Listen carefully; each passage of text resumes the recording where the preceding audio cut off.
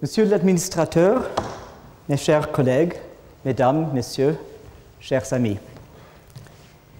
Si vous avez déjà assisté à d'autres leçons comme celle que je vais donner aujourd'hui, vous savez que le conférencier commence souvent par exprimer l'étonnement qu'il a ressenti en apprenant qu'il pourrait être candidat à un pareil honneur et le bonheur que lui a donné sa nomination. J'ai aussi éprouvé ces sentiments, mais j'ai été particulièrement étonné, puisqu'étant étranger, je n'avais même jamais pensé, même jamais songé à la possibilité d'une telle position. J'ai déjà partagé ma vie entre 5 pays, les États-Unis, l'Angleterre, la Suisse, l'Allemagne et les Pays-Bas, et je vais maintenant y rajouter un 6e, un pays que j'ai aimé depuis mon enfance. Mon bonheur aussi est donc sûrement aussi grand que celui éprouvé par mes collègues français. Il est, je crois, d'usage, lors d'une leçon inaugurale au Collège de France, d'évoquer les liens entre la chaire nouvelle et celles qui l'ont précédée. Dans mon cas, il y a 2 parmi les 3 chaires de mathématiques qui ont été récemment renouvelées, entre les 2 chaires qui se sont récemment renouvelées, entre les 3, pardon. J'ai du mal avec le nombre 2 entre les 3, avec lesquels je me sens très étroitement lié, tant au point de vue personnel que scientifique. Ce sont les professeurs Jacques Titz et Jean-Pierre Serre, ici présents. Je connais le premier depuis l'âge de 19 ans, puisque j'étais étudiant doctoral, puis post-doctoral à l'Université de Bonn, quand il y était professeur, avant d'être nommé ici. Non seulement ses qualités évidentes de grand mathématicien, mais aussi son sens de l'humour et sa passion pour les langues ont été un modèle et une source d'inspiration pour moi. Je voudrais le remercier à cette occasion pour son extrême bonté envers moi pendant tout le temps où je l'ai côtoyé et pour son soutien constant pendant la période de ma candidature ici. De plus, il a eu depuis des années la gentillesse de corriger mes fautes de français les plus flagrantes. S'il en reste encore trop aujourd'hui, c'est sûrement dû au manquement de l'élève et non du maître. Avec Jean-Pierre Serre, que je connais également depuis presque 30 ans, j'ai des liens mathématiques encore plus étroits. La théorie des nombres, et plus particulièrement la théorie des formes modulaires, qui sont mes disciplines de recherche, comptent en effet parmi les nombreuses branches auxquelles il a apporté des contributions essentielles. J'ai beaucoup appris de lui, tant sur notre science que sur les questions de goût et sur la meilleure façon d'exposer les mathématiques, domaine où il est sans égal. À ce sujet, je me souviens encore aujourd'hui d'une leçon qu'il m'a donnée 6 heures durant, lors d'un Arbeitstag à Bonn, quand je n'avais que 23 ans. J'espère avoir appris au moins un peu de ce qu'il a essayé de m'enseigner.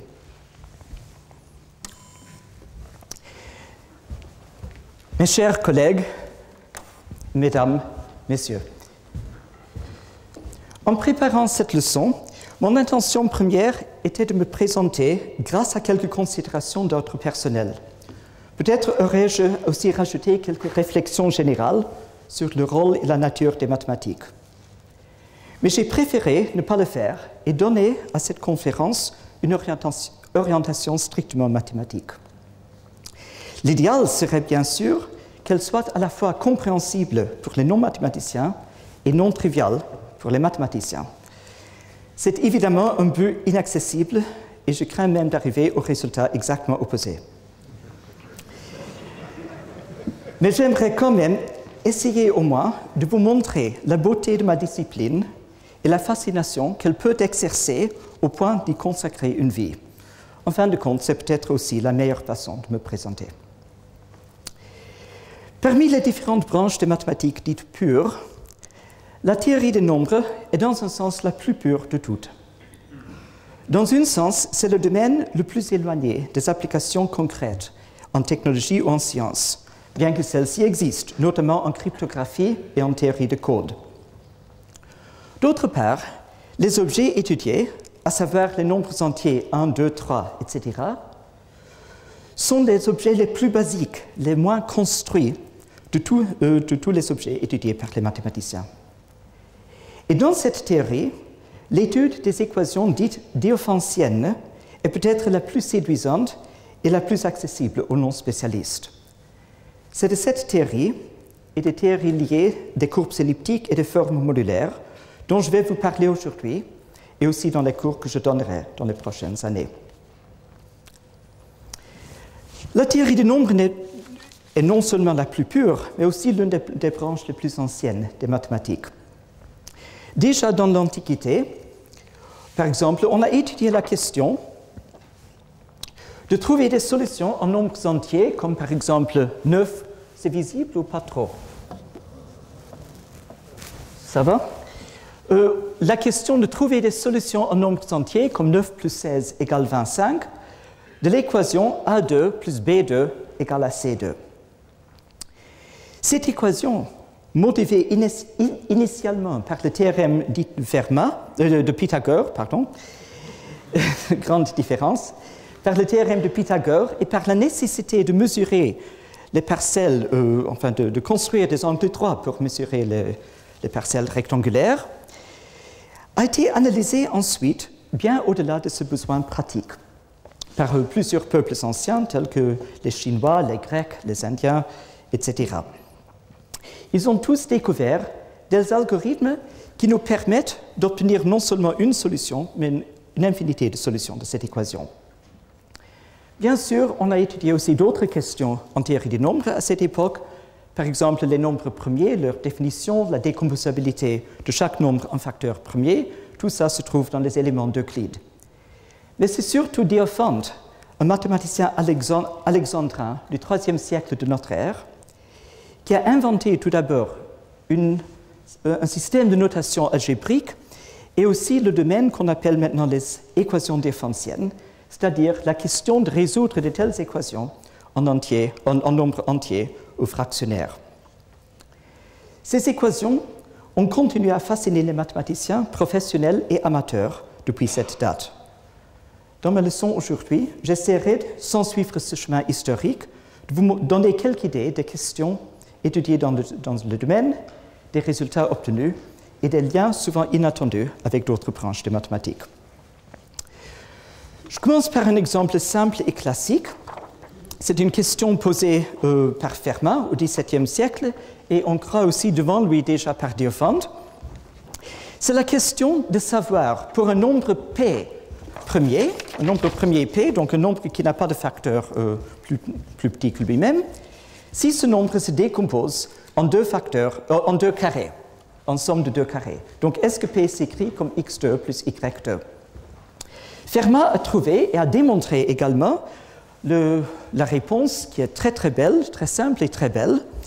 Si on met de côté le nombre premier 2, un peu exceptionnel, qui s'écrit évidemment comme 1 plus 1, qui sont des carrés, alors P sera un nombre impair et je peux l'écrire comme 2n plus 1. Alors maintenant, si je fais l'essai, vous voyez que dans tous les cas, quand j'essaie pour le premier 3, 5, 7, 11, etc., et je regarde si ou non P s'écrit comme x2 plus y2, alors vous voyez la moitié du temps ça marche, l'autre moitié ça ne marche pas, et quand vous voyez la table à droite, vous voyez que ça marche exactement comme quand le nombre n lui-même est pair. Ça, c'était le théorème de Fermat. Ce théorème est considéré aujourd'hui comme très très simple. On en connaît à peu près une centaine de démonstrations différentes, et c'est d'ailleurs moi personnellement qui détiens le record mondial pour la démonstration la plus courte.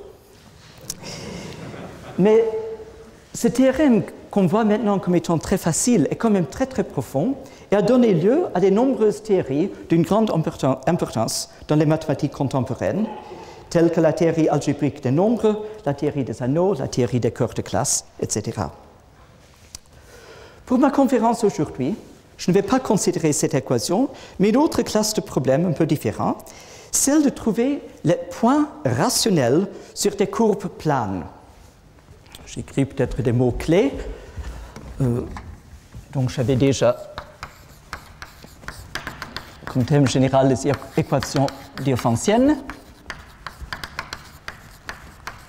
Et maintenant, les points rationnels.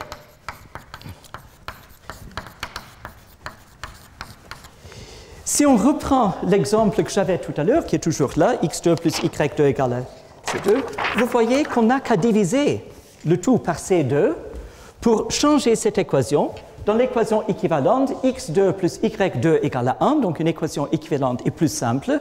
Mais maintenant, il s'agit d'en trouver les solutions rationnelles, comme dit le mathématicien, ou fractionnaires. Les solutions en fraction, dans ce cas-ci, 3/5 au carré plus 4/5 au carré égale à 9/25 plus 16/25 égale donc à 1.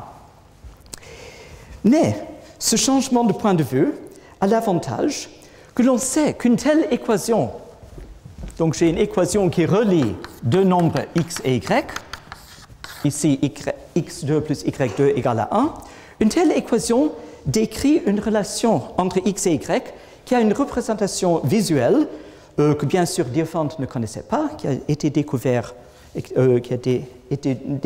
par les mathématiciens français Descartes et Fermat, comme un graphe dans le plan, enfin comme une courbe dans le plan. Dans notre cas, le cas que je n'aurais pas dû enlever, vous voyez que l'équation est l'équation d'un cercle. Alors, on a donc changé le point de vue. Il s'agit maintenant de trouver des points à coordonnées rationnelles, comme 3/5, 4/5, et on appelle ces points-là des points rationnels. Voilà donc la question dont on s'occupe, une question très très profonde. Alors, une découverte d'une importance capitale qu'on peut déjà sentir dans un sens dans Diophante, mais dont toute la portée n'est devenue évidente que de nos jours, c'est le fait que les courbes dont il s'agit, donc les courbes algébriques dans le plan, se divisent en trois grandes classes qui ont des propriétés totalement différentes, géométriquement et aussi arithmétiquement. Elles s'appellent les courbes rationnelles,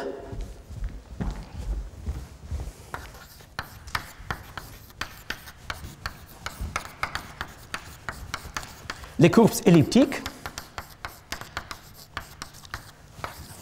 et les courbes dites de type général, c'est-à-dire le reste. Et ma première tâche va être de vous montrer un peu ce que ce sont que ces trois classes et comment elles diffèrent entre elles. Je commence donc par les courbes rationnelles. Ce sont grosso modo les courbes données par des équations dans le plan de degré 2, comme le cercle qu'on a déjà vu. La grande découverte de Diophante, qu'il a illustrée dans les nombreux exemples dans l'Arithmetica, son chef-d'œuvre, est que pour des courbes appartenant à cette classe, degré 2 donc, il y a une méthode simple et générale qui nous permet de trouver non seulement une solution, mais toutes les solutions. Et il y a toujours une infinité de solutions rationnelles, donc de points rationnels. Le point de départ d'un point de vue moderne, c'est le fait très simple que si on a une telle courbe de degré 2 et on prend une ligne qui la coupe, alors forcément cette ligne la coupe dans un deuxième point. Enfin, c'est une ligne génétique, pas tangente. Et si le premier point, le point de départ, et la ligne même sont à coefficient rationnel, alors forcément le deuxième point, lui aussi, aura des coordonnées rationnelles. Alors, si on fait ça dans le cas du cercle, on commence avec le point connu au pôle sud, donc au point le plus bas du cercle. J'aurais pu choisir un autre point, comme 3/5, 4/5. Donc je prends le point x égale 0, y égale moins 1, et je prends maintenant une ligne de pente quelconque, mais rationnelle, après, t, une ligne qui passe par ce point, et qui va forcément couper le cercle dans un deuxième point, x, y, dont je peux calculer les coordonnées. Et c'est ce calcul qu'a fait Diophante, qui bien sûr, comme j'ai dit, ne connaissait pas cette interprétation géométrique. Il l'a fait, je vous montre le calcul qui est très simple, vous pouvez le lire ou ne pas le lire. Donc on substitue l'équation de la droite, je ne sais pas si c'est lisible, je l'espère, on substitue l'équation de droite, y égale moins 1 plus tx, dans l'équation du cercle, on fait quelques petits changements, enfin c'est d'algèbre d'école, Et après 4 ou 5 étapes, enfin c'est vraiment un niveau très simple, on trouve les formules que voilà, x égale 2t sur t2 plus 1, y égale t2 moins 1 sur t2 plus 1. C'est-à-dire, on a trouvé quelque chose de très très joli. On a trouvé ce qu'on appelle une paramétrisation de la courbe, et ce sera une notion clé aussi pour ce qu'on fait aujourd'hui.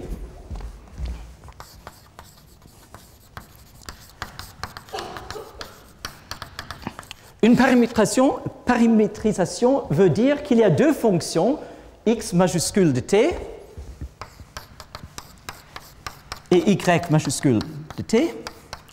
Dans ce cas-ci, ce sont les fonctions que voilà, 2t sur t2 plus 1 et l'autre, telles que ces fonctions-là satisfont identiquement à l'équation de la courbe, ou pour le dire différemment, si vous allez parcourir la courbe avec dans le point t votre doigt au point aux coordonnées x de t, y de t, votre doigt va dessiner toute la courbe. Alors ça, je peux vous montrer dans notre cas, quand le t bouge ici, vous commencez par moins infini, moins 2, moins 1, etc. Le t monte, et on fait une fois le tour du cercle. Alors voilà une telle paramétrisation. Et en même temps, comme vous voyez de ces formules, si on prend pour t une valeur rationnelle quelconque, comme par exemple t égale 2, automatiquement on trouve un point rationnel. Et voilà donc l'idée très simple de Diophante pour cette première classe. La même méthode marche toujours dans cette classe de courbe rationnelle, de courbe de degré 2. Il y a quand même une remarque à faire, c'est que ce n'est pas la seule paramétrisation. On a ici un choix. Ici, c'était une paramétrisation par deux fonctions, et ça serait toujours le cas, des fonctions rationnelles, c'est-à-dire des fonctions qui sont des quotients de polynômes. Vous le voyez, par exemple, t2 moins 1 sur t2 plus 1. Ce sont des fonctions très simples qui s'appellent rationnelles, d'où le nom. Mais on peut tout aussi bien prendre une autre paramétrisation, dans ce cas-ci, et c'est toujours possible, par des fonctions trigonométriques.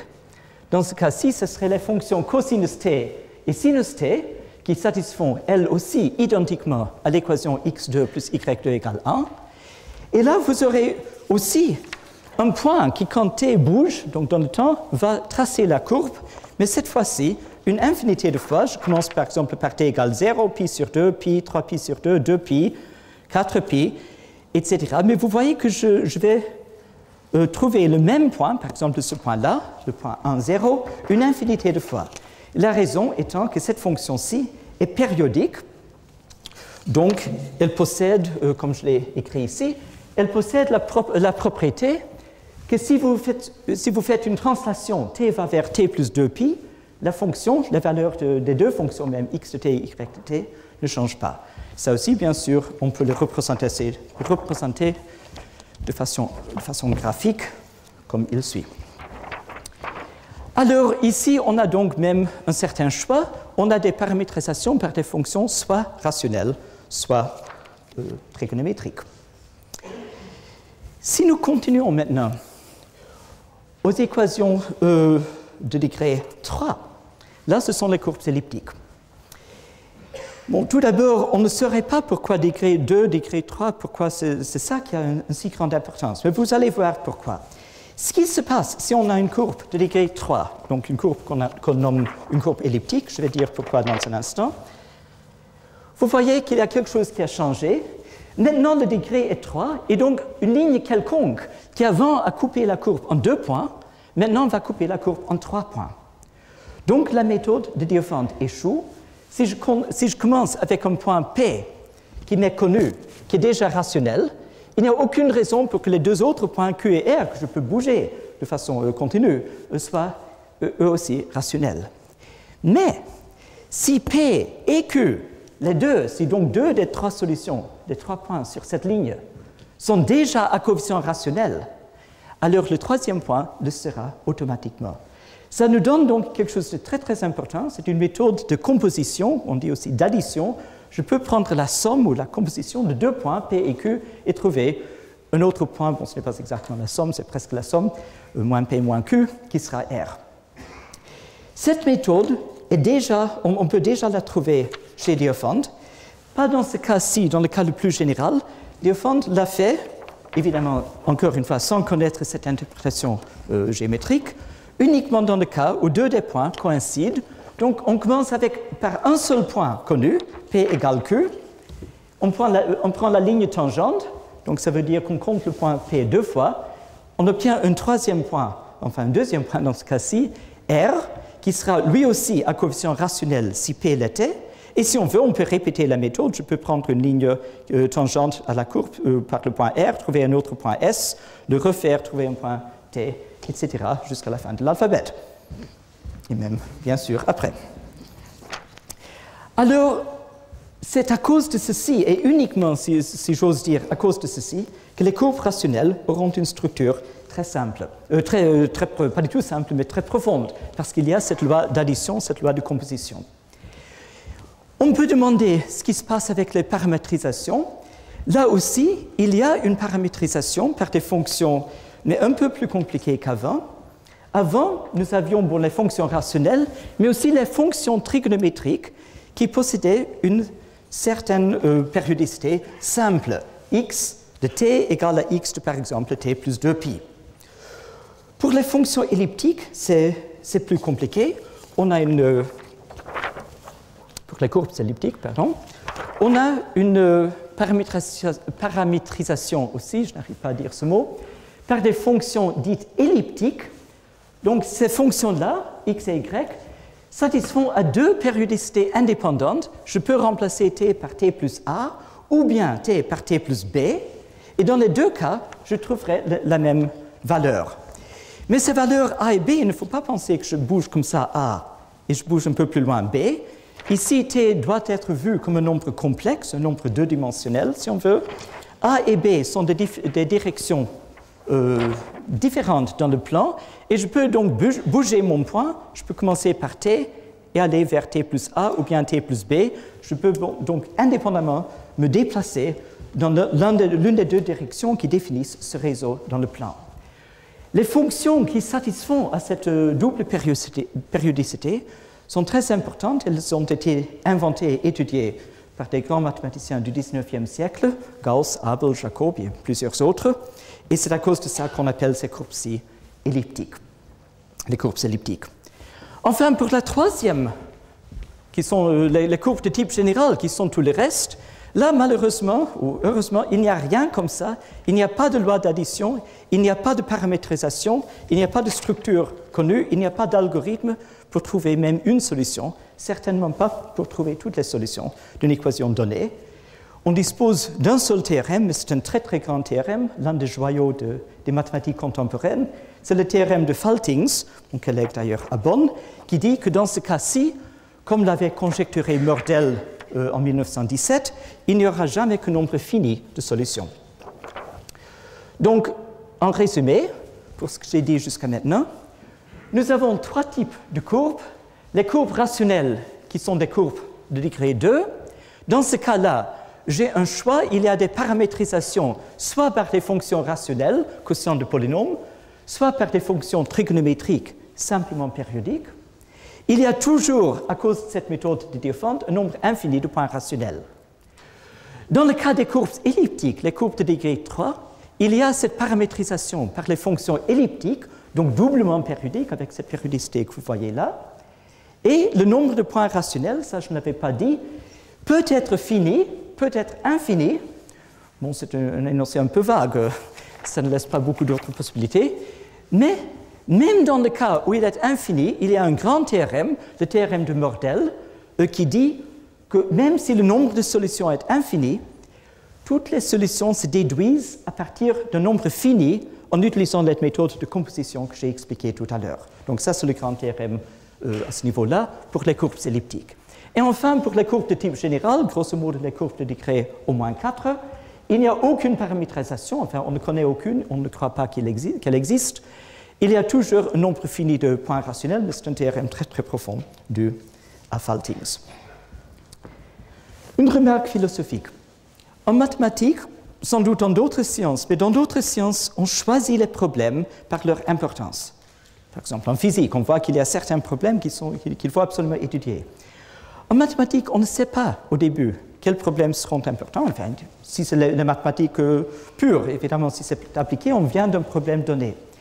On choisit les problèmes par des critères un peu difficiles à dire, mais c'est souvent après l'avoir étudié qu'il faut décider quels sont les bons problèmes.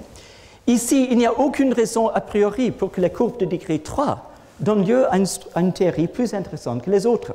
Mais après cette analyse, on découvre que les courbes rationnelles sont trop simples pour être intéressantes du point de vue arithmétique, et les courbes de type général sont trop difficiles, on n'arrive pas à dire quoi que ce soit. Donc, on découvre cette théorie des courbes elliptiques qui, elle, est d'une richesse magnifique.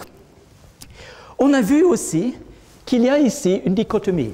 Dans le cas des courbes rationnelles ou bien des courbes de type général, il y avait soit toujours un nombre infini de solutions, soit toujours un nombre fini. Donc, plus rien à étudier. On connaît les réponses, même si elle est difficile. Mais pour les courbes elliptiques, la réponse est oui ou non, ce qui n'est pas très satisfaisant. Donc, il faut résoudre cette dichotomie résoluble, soluble, insoluble, résoluble, non résoluble.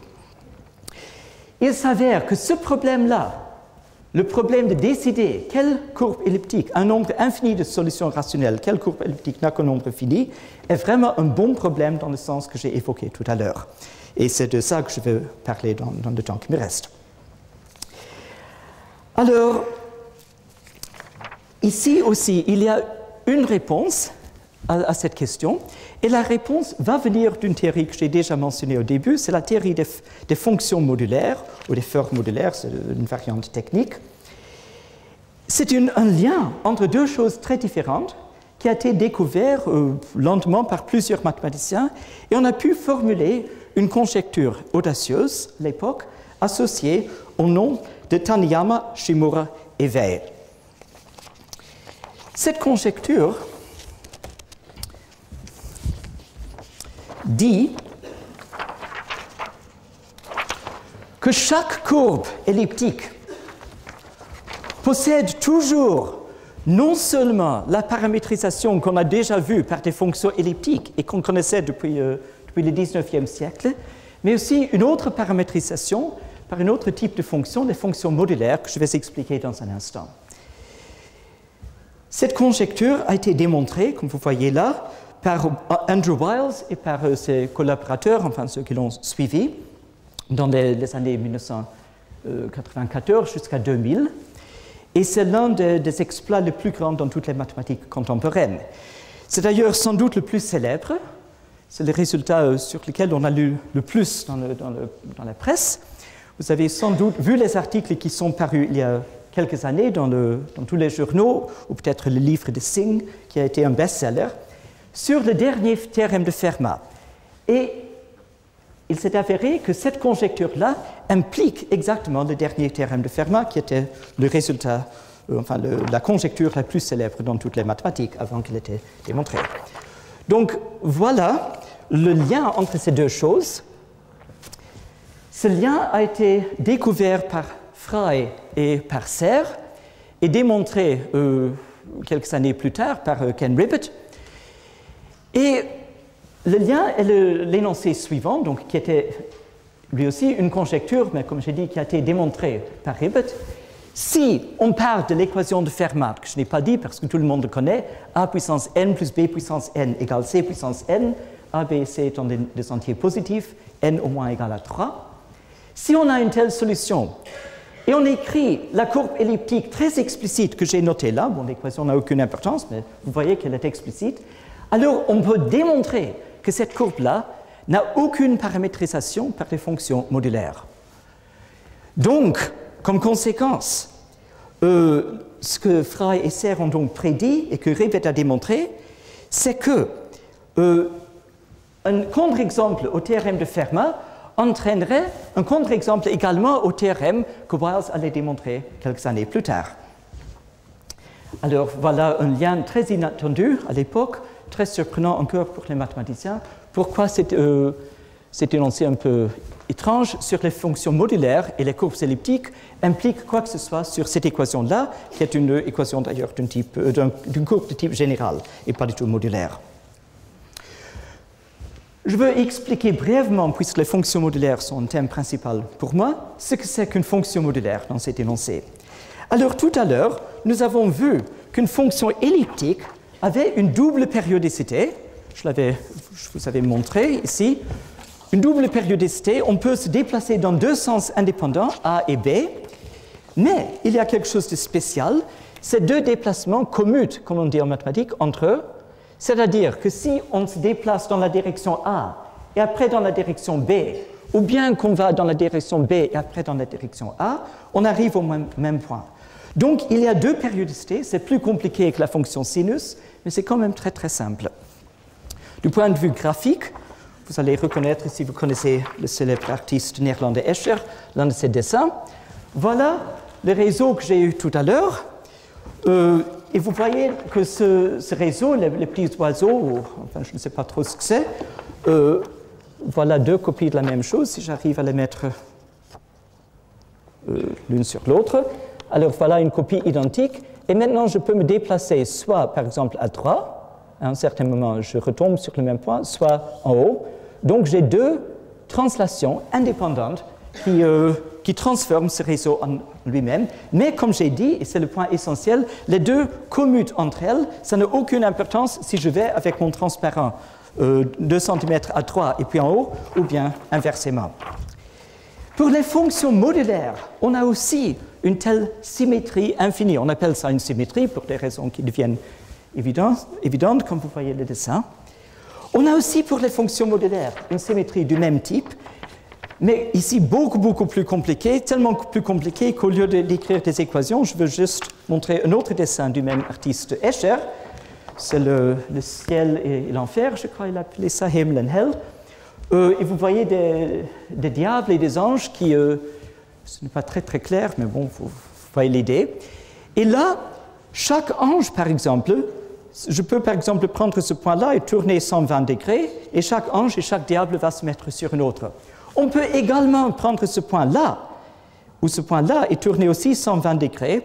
Les anges ont l'air de devenir de plus en plus petits, mais c'est parce qu'ici, c'est une géométrie un peu déformée qui s'appelle la géométrie hyperbolique ou non euclidienne. En fait, tous les anges ont exactement la même grandeur et c'est exactement le même genre de déplacement que ce que j'avais ici, sauf que ici, si je tourne sur ce point-là par 120 degrés, ce que je peux faire, et puis autour de ce point-là par 90 degrés, ce qui est faisable aussi, ou si je tourne sur ce point-là 90 degrés et après 120 degrés autour de l'autre, je n'arriverai pas au même déplacement total. Donc ici, il s'agit d'un groupe non commutatif, d'une symétrie d'un type beaucoup plus sophistiqué.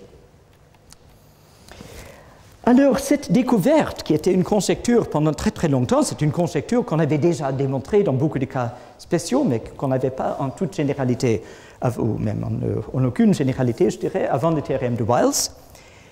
Cet énoncé est très profond, parce que cette symétrie infinie veut dire que ces fonctions ont une structure interne beaucoup plus riche que les fonctions trigonométriques ou même elliptiques qu'on avait utilisées auparavant.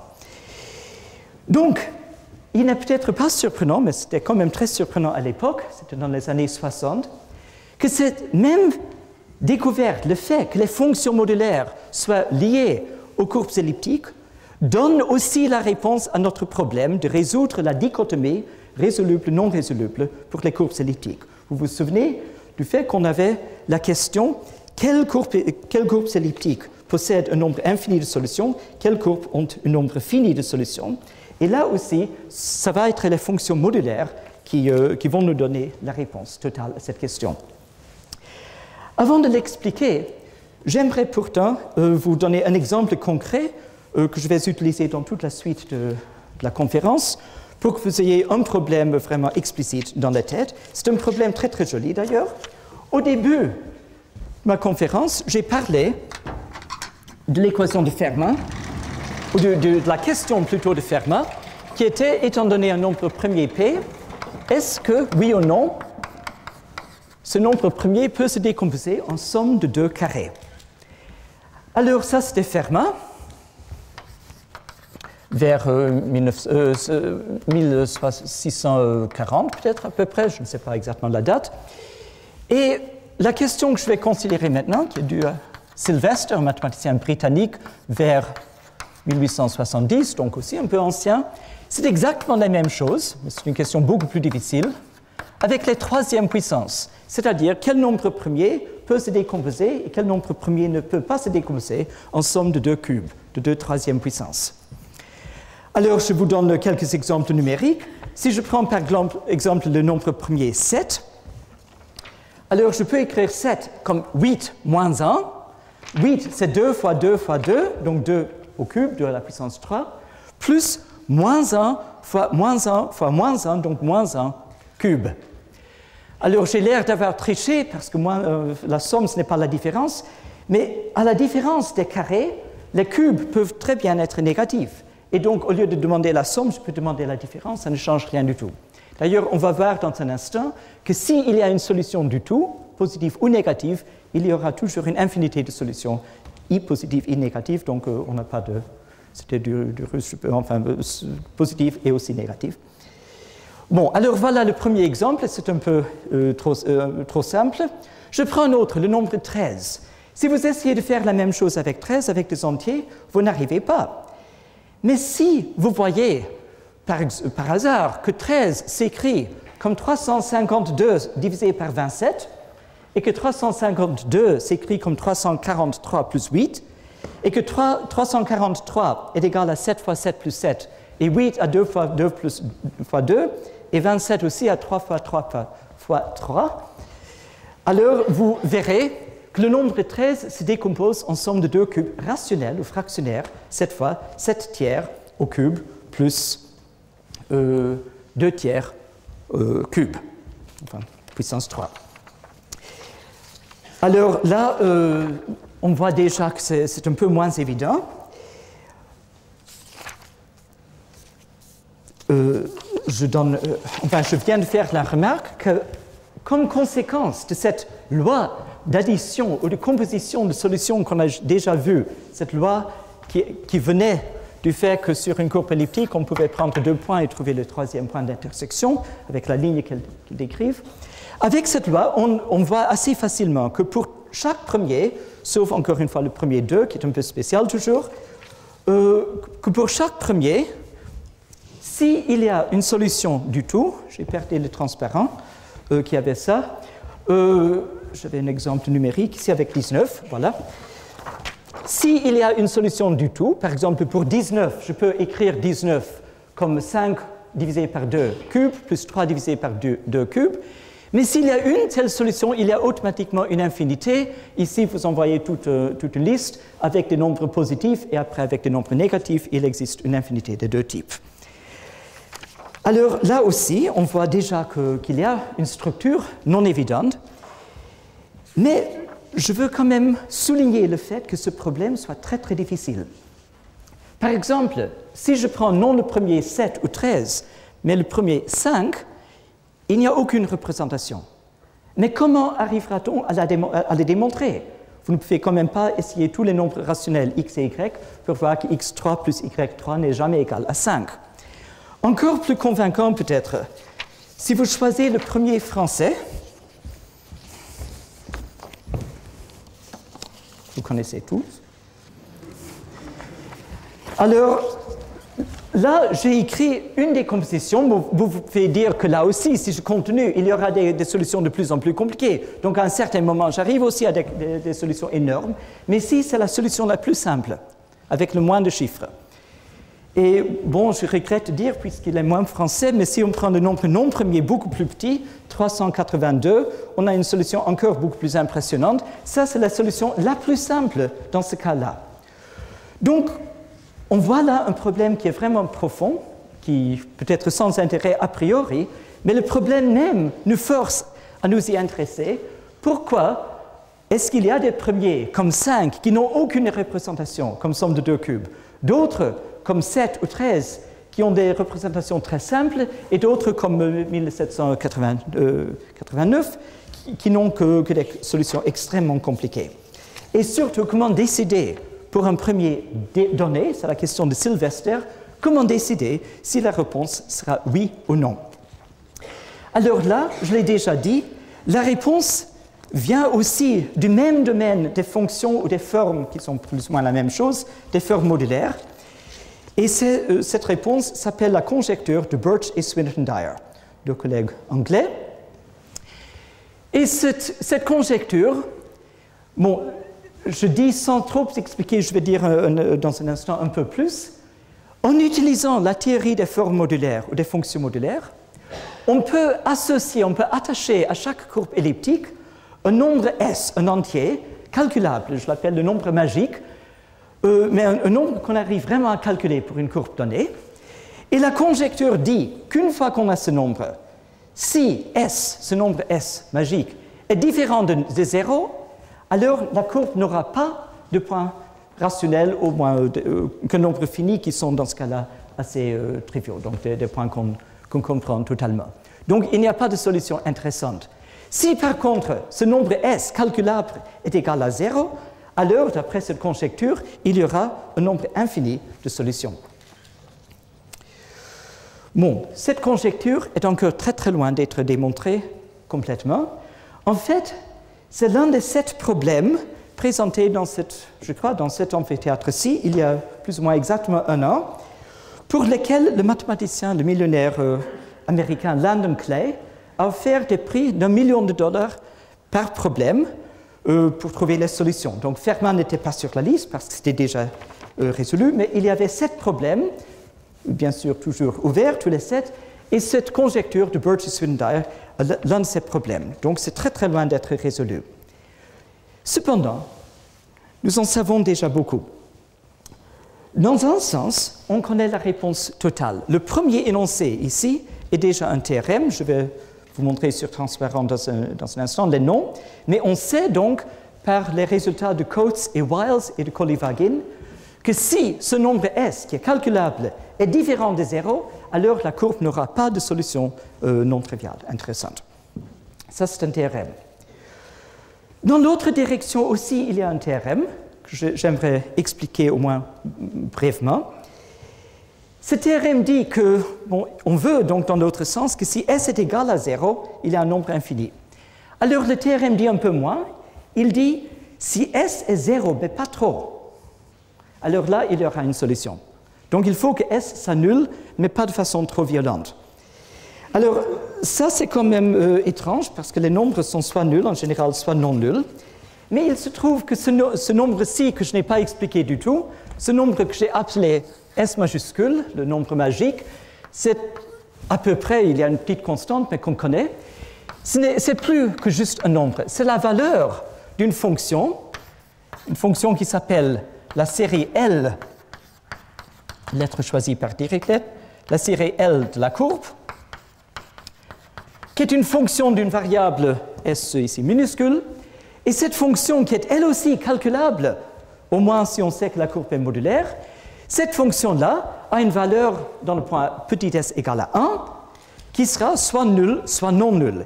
Et là, on voit que la dichotomie devient une trichotomie, si le mot existe, parce qu'une fonction peut faire 3 choses différentes. Elle peut ne pas s'annuler dans le point s égale à 1, elle peut s'annuler de façon simple, c'est-à-dire que le graphe de la fonction peut couper l'axe S dans le point S égale 1, ou bien elle peut le couper de façon multiple, c'est-à-dire que le graphe de la fonction sera non seulement nul dans ce point, mais elle ne coupe pas la ligne, elle est tangente à l'axe S dans le point S égale à 1.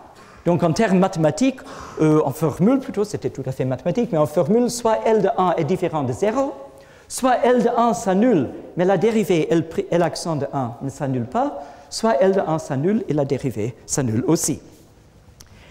Alors le théorème dont on dispose, le résultat partiel pour le cas, pour le deuxième énoncé de Birch et Swinnerton-Dyer, c'est un théorème qui a été démontré par le mathématicien américain Gross et moi-même il y a 15 ans à peu près, qui dit que dans le deuxième cas, si la fonction s'annule simplement, donc si S est 0 mais pas trop 0, alors il y a effectivement un nombre infini de solutions. Je voudrais peut-être dire dans le temps, c'est juste quelques mots sur la démonstration, parce qu'il y a quelque chose de très joli. Non seulement on démontre qu'il existe un nombre infini de solutions. Je vais peut-être vous montrer un transparent avec les résultats que je viens de dire, donc en résumé. Ce qu'on fait, en fait, c'est de les construire par une méthode qui s'appelle la méthode de point de Heegner. Et l'idée, très simple, est qu'on avait cette paramétrisation x égale x de t, y égale y de t. On choisit pour t certaines valeurs très spéciales, convenablement choisies, et ça nous donne des points x, y sur la courbe. Un certain nombre de points. Ces points-là ne sont pas rationnels, mais je peux les composer par la méthode que j'ai déjà expliquée et trouver la solution totale, enfin la solution de Heegner composée, qui sera, elle, toujours un point rationnel. Mais il y a un ennui. Quand on fait cette addition, il se peut qu'il y ait des cancellations et que tout s'annule. On ne trouve que la solution nulle, enfin la solution vide. Non seulement ça peut se passer, mais ça se passe très souvent, et exactement dans les cas, par exemple, dans le cas où L1 ne s'annule pas, c'est toujours le cas, ces points vont s'annuler. Mais si on suppose que L de 1 est égal à 0, alors on fait un calcul qu'on a fait ensemble, un calcul long de à peu près 100 pages, donc un calcul assez compliqué, et ce calcul montre qu'un certain nombre qui mesure la complexité de cette solution totale est exactement, bon, à un multiple près, L' de 1. La dérivée de la fonction L. Ergo, si L' de 1 est différent de 0, cette mesure est non nulle et on a vraiment trouvé une solution. Et d'ailleurs, on a vraiment trouvé, par exemple, les grandes solutions que j'ai montrées tout à l'heure, pour 1789 et 382. Aucun ordinateur dans le monde n'est capable de les trouver directement. C'est par ce théorème qu'on les construit de façon tout à fait explicite. Et à la fin, on a les chiffres que vous avez vus. D'ailleurs, ce théorème avec Gross avait exactement comme le théorème de Wiles, c'était moins spectaculaire, mais là aussi, il y avait un autre théorème qui en suivait, par un lien démontré par un mathématicien américain, Goldfeld. Encore une fois, un lien avec une autre branche des mathématiques, et il se trouvait que ce théorème-là, donc mon théorème avec Gross, impliquait aussi la solution d'un vieil problème de Gauss, le problème des nombres de classes. Je ne vais peut-être pas dire quoi que ce soit pour l'expliquer parce que j'ai trop peu de temps qui me reste. Alors voilà où nous en sommes. Vous pouvez demander ce qui se passe dans le troisième cas, le cas où justement L de 1 s'annule de façon multiple, donc on a cette tangence. Dans ce cas-là, on n'a aucun théorème, vous gagnez $1 million si vous pouvez le résoudre, mais il y a deux remarques quand même pour dire que la situation n'est pas aussi mauvaise que ça. Tout d'abord, c'est très rare. La conjecture, c'est que dans l'ensemble de toutes les courbes elliptiques, 50% sont de ce type-là, 50% de ce type-là, et 0% de ce type-là. Il y a des expériments, non, asymptotiquement.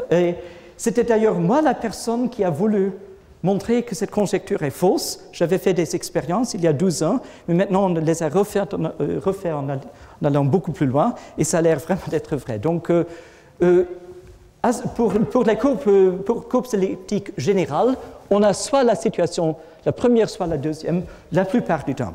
Deuxièmement, même si on se trouve dans ce cas-là, exactement la conjecture de Burt-Swinton-Dyer dit que non seulement il y aura des points, mais il y en aura beaucoup plus. Non seulement une infinité, mais une double, une triple infinité de points. Et donc, on peut les trouver très facilement en cherchant. Par exemple, pour 19, tout à l'heure, je vous avais montré toute une ligne de solutions. Il y en avait beaucoup. C'est peut-être dans le... Enfin, c'est la même chose, mais c'est plutôt comme ça. Et c'est justement parce que pour la courbe avec p égale 19, la fonction L s'annule doublement. Tandis que pour le premier français, la courbe n'a qu'un simple zéro et on avait cette solution énorme. Donc dans la pratique, le cas qui est non résolu est très facile en pratique. Et là, on trouve toujours une solution juste avec l'ordinateur. Bon, pour terminer, au moins terminer la partie strictement mathématique, j'aimerais vous montrer deux formules explicites qui donnent ou qui décrivent ce nombre magique S dans le cas de notre exemple de Sylvester. Donc, pour ce problème-là, P égale à X3 plus Y3, ce sont des théorèmes démontrés il y a quelques années par le mathématicien argentin Rodríguez Villegas et moi-même. Il y a plusieurs formules, je vais vous en montrer deux, juste pour que vous ayez une certaine idée du genre de choses qu'on peut trouver. Et aussi pour que les mathématiciens parmi vous aient vu quelque chose de moins connu que tout ce que j'ai raconté. Ces deux formules ont l'air totalement barbares, je crois, pour un non-spécialiste, peut-être même pour un spécialiste, donc je peux vous rassurer que je ne vais les montrer que très brièvement. Il n'y aura aucun examen non plus. La première formule a ceci de surprenant. Qu'on cherche une formule pour ce nombre S qui est un nombre entier. Enfin, j'avais même une petite table que je semble avoir perdue. Tiens. J'avais d'autres transparents qui disparaissent. Ça, c'était un exemple d'une série L que j'avais voulu vous montrer. Maintenant, vous savez ce que c'est qu'une fonction L dans un exemple concret. J'avais aussi une petite table pour la valeur de S. Par exemple, si je prends pour P 5 ou 7, alors là, on aura 1, là, on aura 0, là, on aura 0. C'est justement pour ça que là, il y avait des solutions, là, pas. Donc, il s'agit de trouver ce nombre S. Or, la formule que je vais vous montrer, la première, a ceci de surprenant. Le nombre S est un entier, mais la formule que je vais donner pour S n'a pas du tout l'air entier. C'est une formule à l'aide de fonctions transcendantes. Et voilà la formule. Je prends le nombre, j'associe au nombre P le nombre alpha P que voilà, une constante C fois la somme que vous voyez, 1 sixième plus 1 sur A puissance P plus 1, etc. À la fin, la racine troisième de P. A et C sont des constantes explicites, E puissance pi sur racine de 27, et C est choisi de telle façon que si je prends P égale 1, le résultat sera 1 sur 54.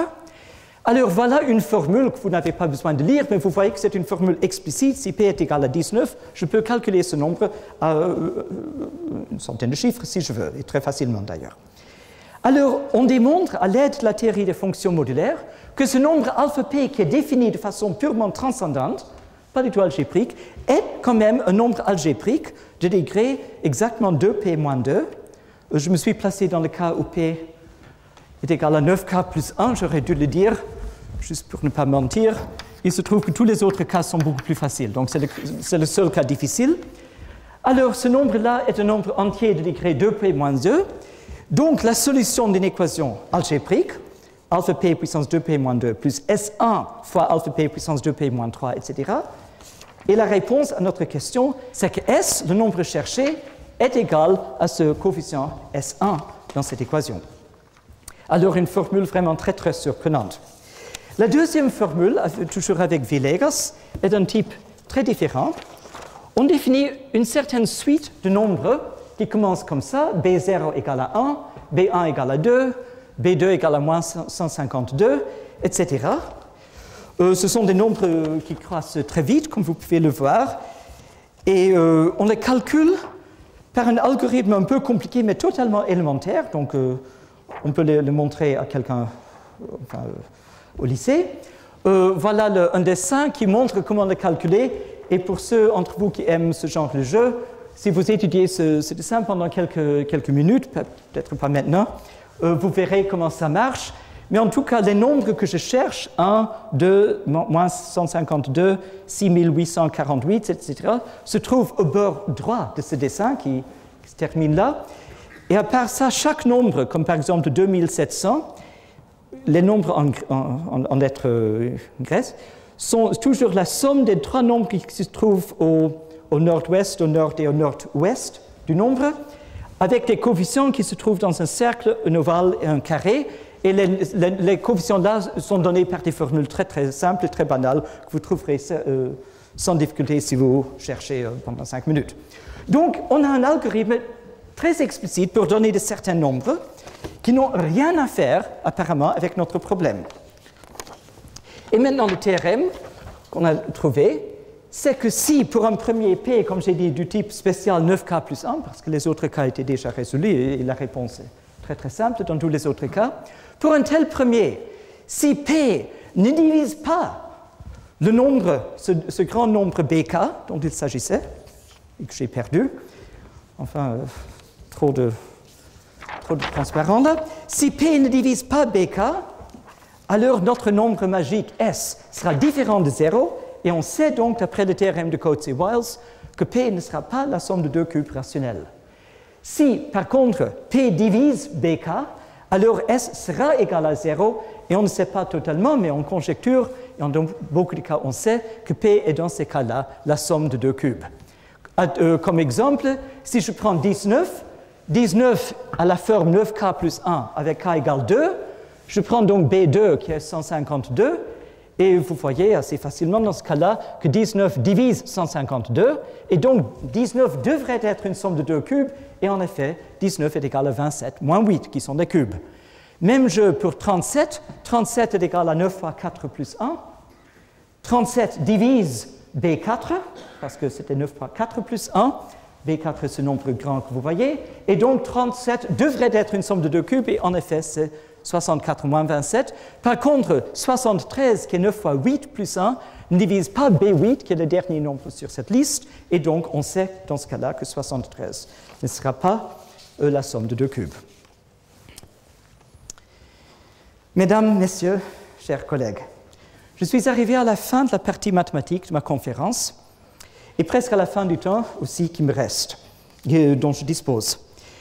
J'espère que ces deux derniers résultats vous auront montré un peu, même s'ils n'étaient pas compréhensibles en détail lors d'une présentation aussi vite, à quelle complexité nous mène la recherche des solutions des problèmes apparemment simples, voire enfantins, qui ont motivé notre théorie. Dans les minutes qui me restent, je voudrais mentionner quelques-uns des sujets que j'espère discuter dans les cours que je donnerai cette année et les années suivantes. Dans les années suivantes. Il y aura trois thèmes principaux qui ont tous fait leur apparition dans ce que j'ai raconté aujourd'hui. Les équations différéntielles, et en particulier les courbes elliptiques, les séries L et les fonctions et les formes modulaires.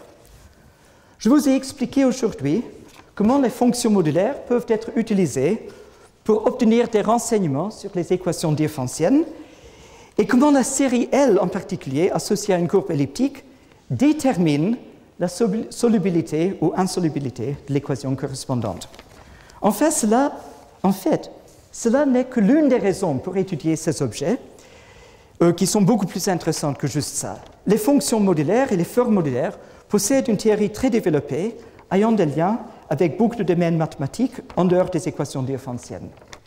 Et les séries L, dont celles attachées aux courbes elliptiques et aux formes modulaires, ne sont que des exemples très spéciaux, se sont avérés au cours des dernières 50 années être l'un des outils les plus précieux dont nous disposons pour comprendre les problèmes de la géométrie et de l'arithmétique. Dans mes cours cette année, j'étudierai la relation entre les formes modulaires et les équations différentielles. Ce lien, qu'on connaît depuis plus de 100 ans, est très très riche et a mené dans ces dernières années à de nombreuses applications, non seulement en mathématiques pures, mais aussi en physique théorique, en particulier en la théorie de la percolation, la théorie conforme des champs, la théorie des cordes, la symétrie miroir et la cohomologie quantique. J'espère aussi discuter les liens avec la combinatoire, la théorie des séries θ et aussi des mock theta functions, inventées par le génie indien Ramanujan juste avant sa mort en 1919, et aussi les propriétés et les applications des formes de Jacobi, une sorte d'hybride entre les fonctions elliptiques et les fonctions modulaires, dont j'ai pu présenter la théorie à l'heure toute nouvelle lors d'un cours au Collège de France en 1982, un cours dont mes souvenirs sont restés un peu vagues parce qu'avant chaque conférence, j'ai partagé une bouteille de vin avec M. Serre. Les sujets prévus pour les années ultérieures comprennent l'étude des valeurs spéciales des séries L et, comme thème générique et récurrent, l'utilisation des fonctions transcendantes pour des questions arithmétiques, non seulement les fonctions modulaires et les séries L, mais aussi d'autres fonctions comme les fonctions de Green, les polylogarithmes et leur généralisation. Le premier cours commence lundi à 16h. J'espère vous y voir. Merci.